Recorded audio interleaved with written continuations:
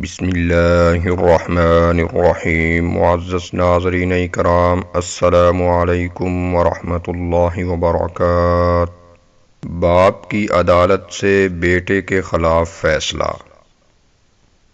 امام ابن جوزی اپنی کتاب المنتظم فی تاریخ الملوک میں لکھتے ہیں کہ قاضی شریح بن حارث اپنے بیٹے کے ساتھ بیٹھے کھانا کھا رہے تھے۔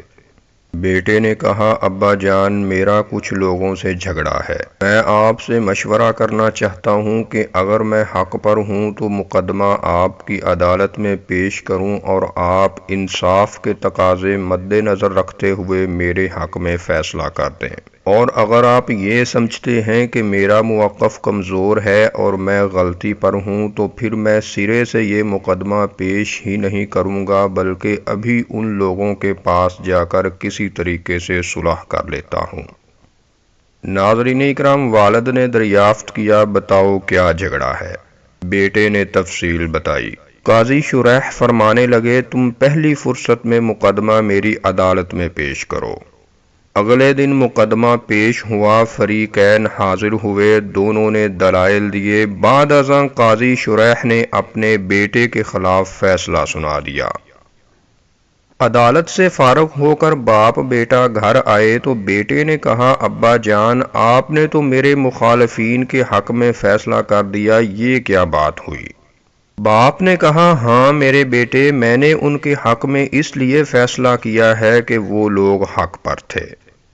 ناظرین اکرام، بیٹا کہنے لگا، ابا جان، مجھے فیصلے پر اعتراض نہیں، ملال یہ ہے کہ میں نے آپ سے مشورہ کیا تھا اور آپ ہی کے ارشاد پر مقدمہ دائر کیا تھا۔ آپ مجھے مقدمہ دائر کرنے کے لیے نہ فرماتے تو میں ان سے صلح کر لیتا اور آج سر عام سب کے سامنے جو میری ذلت اور رسوائی ہوئی ہے اس کی نوبت نہ آتی۔ ابا جان، آپ نے اسی وقت کیوں نہ فرما دیا کہ میں جا کر ان سے صلح کر لوں؟ آپ نے تو مجھے بھری عدالت میں ذلیل کر دیا۔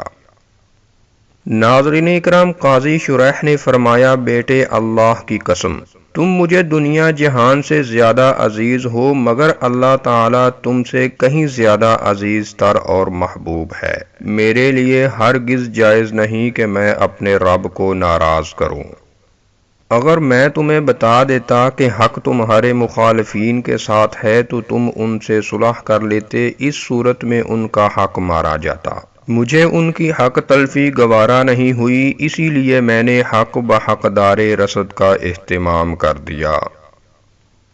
تو ناظرین کرام، یہ تھی آج کی ویڈیو، اور اگر آپ اس طرح کی مزید ویڈیوز دیکھنا چاہتے ہیں تو اس چینل کو سبسکرائب کر لیں۔ السلام علیکم ورحمۃ اللہ وبرکاتہ۔